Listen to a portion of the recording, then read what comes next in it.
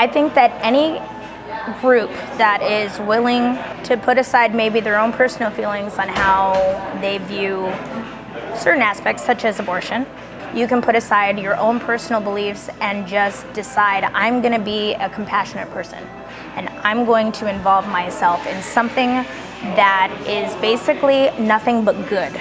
And I think any group such as ours that's promoting those feelings, especially in the world we're living in today, is very important.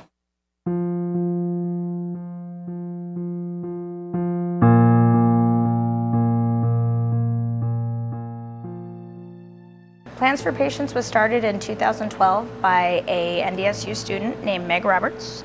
It was part of her senior thesis, and basically decided to start a nonprofit through the Red River Women's Clinic. So the whole idea was that the women that are patients at the clinic are offered a handmade planter, a plant that was grown in the community, and a note of compassion that is written by a community member such as you or me. And she just basically wanted to be able to offer these women a sense of community and compassion instead of this horrible feeling of shame and like they've done something wrong. So Red River Women's Clinic is the only abortion provider in the state of North Dakota. We're one of about 7 states where there's only one abortion provider in each state. The new statistic is 1 in 4 women will have an abortion by the time they're 45, 1 in 4 US women. So it's incredibly common. I think the thing is that it's just so secretive, and that if people would just, talk about it, but people keep it to themselves because of the shame of saying, I'm a bad person because I chose not to parent. Obviously, abortion is a touchy subject locally, but we're a pro-compassion organization. We're proud to be in this organization, the people that I work with, and we have numerous volunteers that help us literally daily to make this organization as fantastic as possible. And I don't think it would be possible if this organization wasn't worth doing, and there's just so many of us that very heartily believe in its mission, and it drives us. It has grown in leaps and bounds in terms of just activity and engagement from the community. One thing that I'm really proud of with our organization, is the large core team of volunteers that we have. And we keep getting more volunteers each and every year that are driven by the passion that they have for this organization. Plans for Patients to me, so it's about a hot topic, abortion, but I don't think that it's about opinions or anything. I really think that it's just we're just trying to give back to someone that's going through a hard time. My role in Plans for Patients is kind of like a data entry person. When we're at the markets and people want to sign up and learn more about what we're doing and stuff like that, I enter all that stuff in. But I also bring the plants to the clinic and just make sure that it's full and they're all healthy and make sure they get there.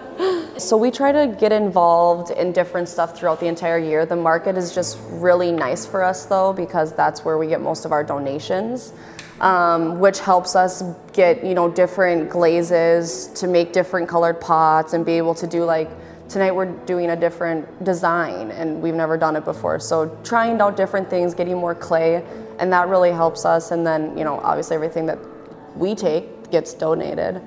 I got involved with the organization about a year and a half ago.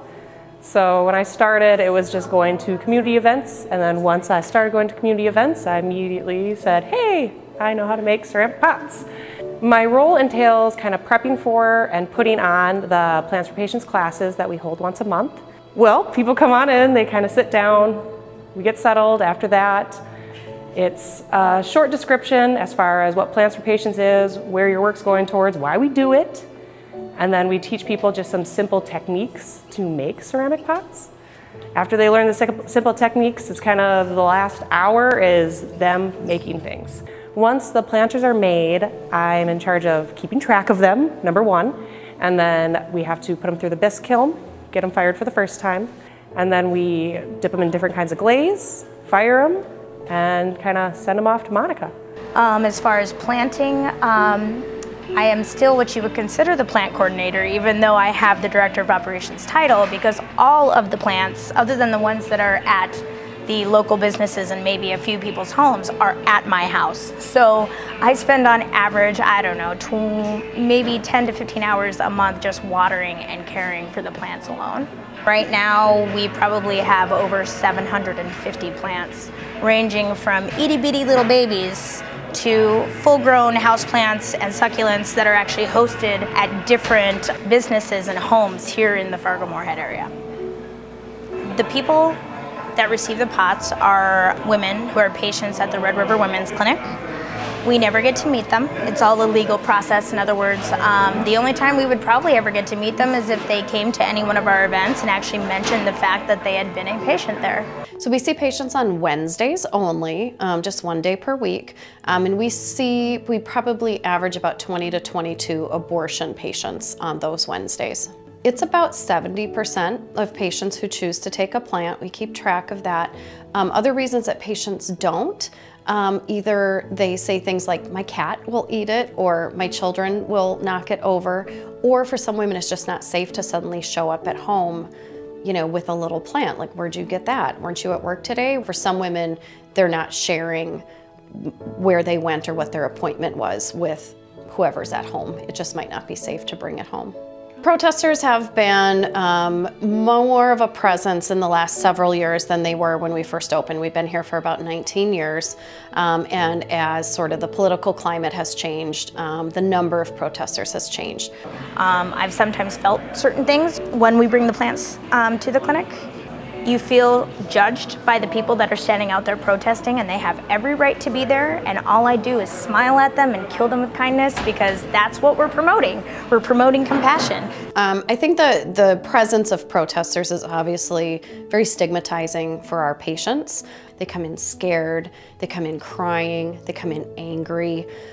So it's mostly fear, honestly, is what we hear from our patients.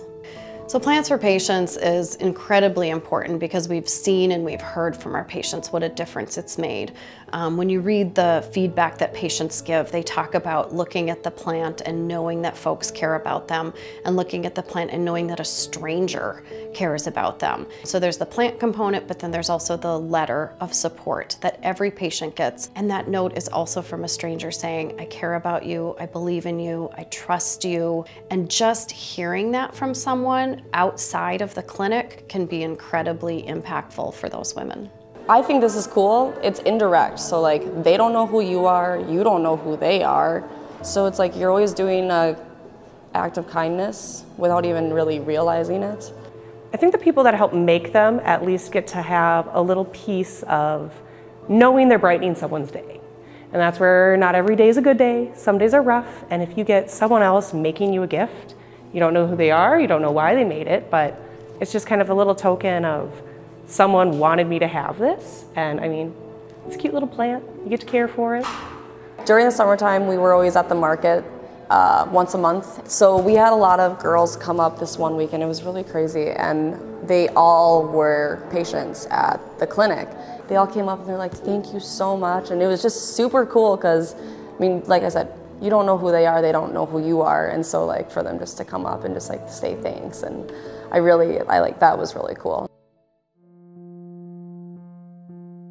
I think that for anybody who wants to be involved in Plants for Patients, it's a really easy way to get involved with supporting women and families. You don't have to be pro-choice, you don't have to support abortion, but it's a way to support your community members and a way to support your neighbors. In Fargo, North Dakota, we always say we're North Dakota friendly, and we want to help people out, and we're always there to, kind of get people out of ruts. And so Plants for Patients is a way of kind of hitting a hot button topic by just showing that you're supportive and compassionate. There's no reason to really think of it as anything other than a community helping another person in the community. And I just think that it gives people hope for like a future where not everything is negative and you're not judged for every little thing that you do in your life or every little decision that you make. Plants for Patients, above all else, is a pro-compassion organization. In our mission, abortion's not even mentioned all that much as pro-compassion. That was something that our founder, Meg Roberts, really wanted to emphasize, was pro-compassion. To be better people to each other. And that's what this is really all about. To be better to each other, to treat each other with better compassion, to be more understanding, and just to be better.